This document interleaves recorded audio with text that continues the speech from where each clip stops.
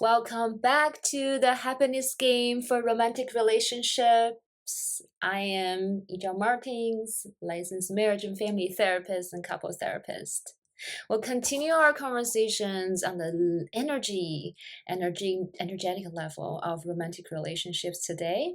So last week we talked about energy exchanges, and I mentioned there are two broad types of energy exchanges in romantic relationships or in any relationships.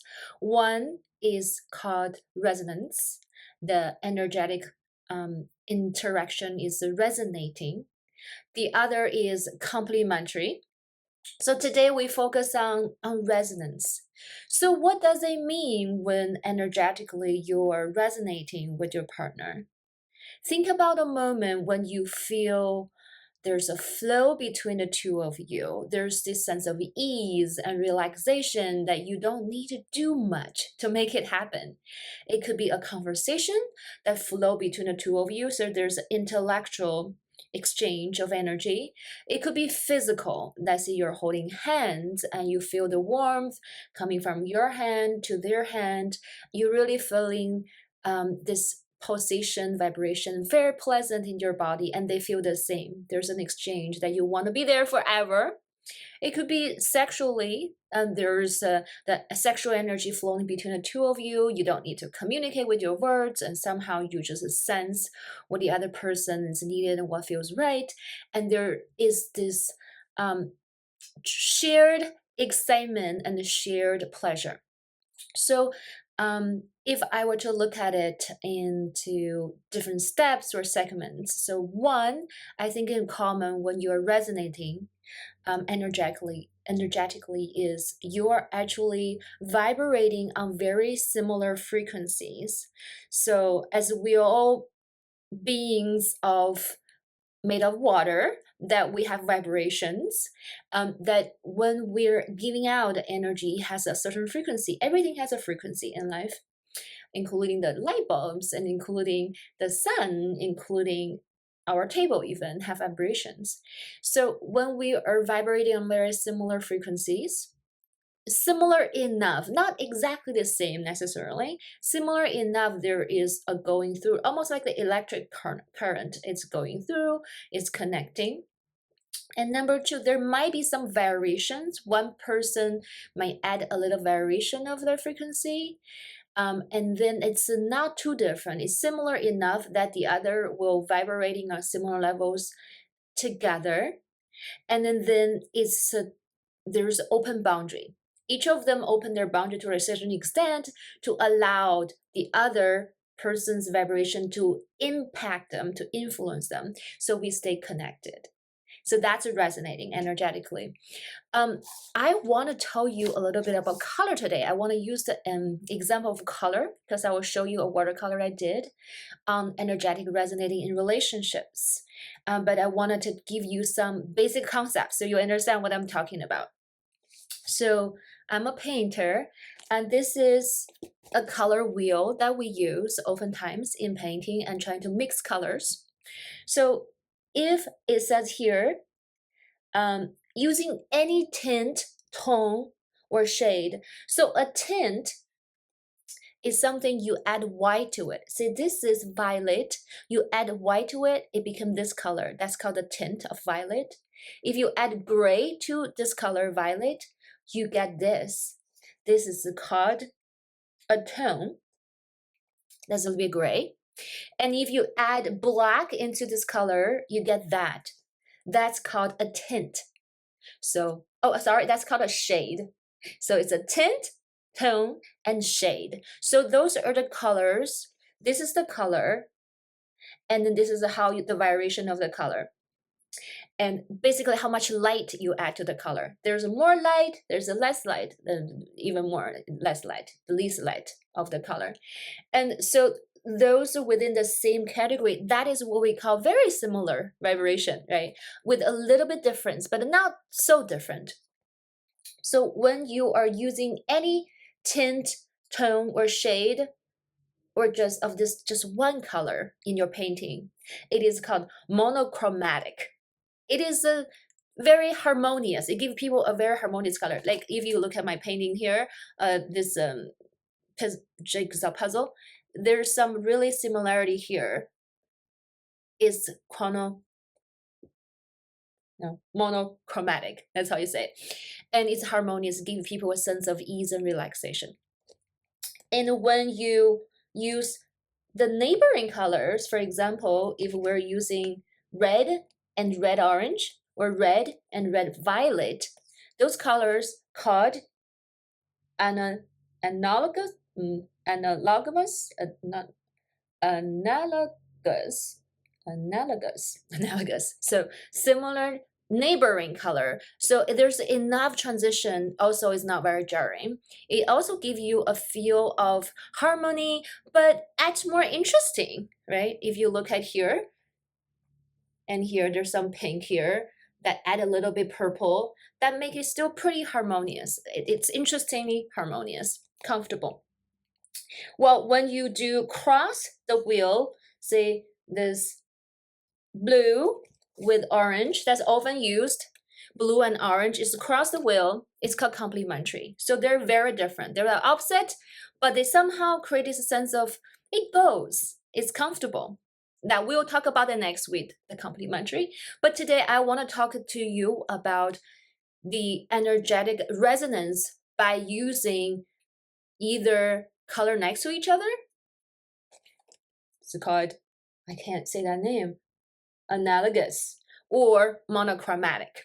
That's within the same color, just add the different light. So how does it look in relationships? And you're like, why are you telling me about color? I got inspired yesterday when I was preparing for this podcast. Let me give you a live example. So I practiced this emotional energetic resonance with my son yesterday as we were walking home from school. I said, let's do functional subgrouping, which is a method of communication, but more from system-centered therapy that I'm trained in. So if you're my client, you probably already experienced that quite a bit with me doing what I call joining, but essentially it's functional subgrouping. It is a way to build resonance intellectually, but also energetically. So the intellectual piece is often emphasized, but today I want to focus on the energetic level. So here it goes, how we build resonance, me and my son. I said, I'm feeling hungry. I'm thinking about food. And I look at him. He says, rubbing on the tummy. I'm getting hungry too, mommy. And I'm thinking about breakfast food. I was like, you're hungry and you're thinking about breakfast food, which is almost dinner time. It's interesting. That's a difference for me, but I was like, I will roll with it. I keep my boundary open. I was like, okay, breakfast food. When I think about breakfast food, I think about eggs. My son caught that, saying, oh yes, eggs, mommy. I love eggs for breakfast. And I like eggs with bacon. And the color of eggs and bacon is yellow and red. So I heard, got you. Red and yellow. Yellow for eggs, red for bacon. And I asked myself, do I like bacon or eggs? I actually don't really like bacon much. I don't eat pork. So I was like, I would still want to stay connected with you on the eggs. I was like, for me, breakfast food will be eggs and avocado toast. Avocado. It's green, so it's yellow and green. So his was the yellow and red. Mine was yellow and green. And he's like, okay, mommy, you like eggs and avocado, so it's yellow and green. He was like, I don't care for green much. So he's like, I want eggs and bacon. He went back to the bacon, and maybe some peanut butter jelly, tortillas, which is red and brown. I was like, I can go with yellow. I can go with the peanut butter jelly. That sounds yum. I said, but I don't really like the tortilla. I want a really nice toast, so it's crunchy. See, I build on what he's saying, but I add more texture to it. I said, I want the texture. The peanut butter jelly is great, and the texture. So it's a brown, red, and some white for me. So, and then he's like, that's wonderful, mommy. It's similar enough to what I want with a texture difference. It's very interesting. So we ended there, and then we got quiet after. I said, so do we feel we exhausted the energy to talk about breakfast food for dinner? He's like, yes, I think we're pretty clear about that. There's no more energy. We'll talk about something else. So after that, I did a drawing to show you how that process works with color. To slow down, I know there's a lot of things to keep track of. What are you talking about? Yellow, yeah, yellow, green, and red, brown, and it was really fast, right? So let me slow it down for you. Here. Now, if you imagine, this is me on this side, and this is my son on the other side. Notice how my boundary was very open. You can see the part I used water to blur out the boundary. I first give him one energy going toward this direction. It's more like a pink. It's a red pink going there. Pink going in. He caught it. He said, yes, I have red. I have pink, mommy. I have pink. Here. We build on each other on the eggs, the pink. And then he added one more piece to it. He added bacon, which is red, he said.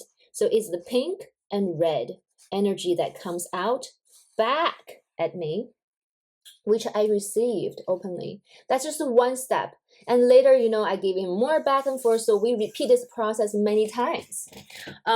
What I want to say is, when you send out some energy to the other person, when the other person has their boundary open, they start to be willing to take in the information. In this case, is energy, energetic information.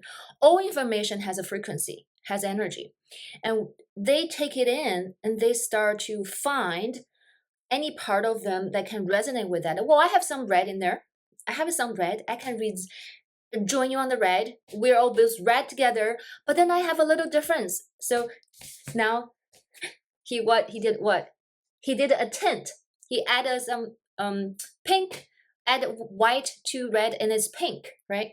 So and then that's similar enough for me. I felt comfortable. I was like, oh, that's a little bit different, but not too different. So my boundary is still open.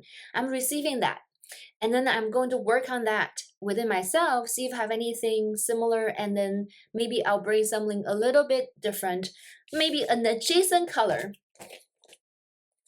a violet red. That is a red, violet red, to send it back and see how he takes it. He decided that he dropped that. He added something totally different. He added peanut butter jelly sandwich and tortilla into it. I was like, but it's similar enough. We had this egg as our staple built between the two of us, so we feel like we have enough similarity.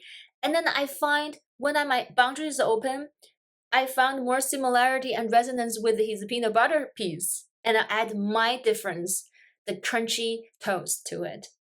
So maybe we end up going to have peanut butter jelly tortilla and peanut butter jelly sandwiches with eggs and with bacon and avocado for dinner.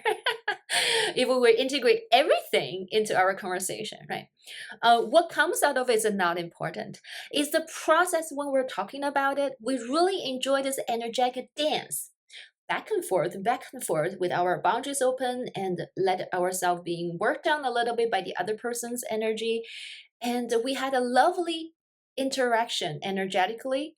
It's nothing intellectual. We didn't do anything to follow through. It's not something we discovered. It's the play. It's almost like a dance. It's a play energetically, which is I toss you a ball, you catch it, you give me it back, but you add something to it. So there's a harmonious, playful, connecting, just a lovely interaction between the two of us.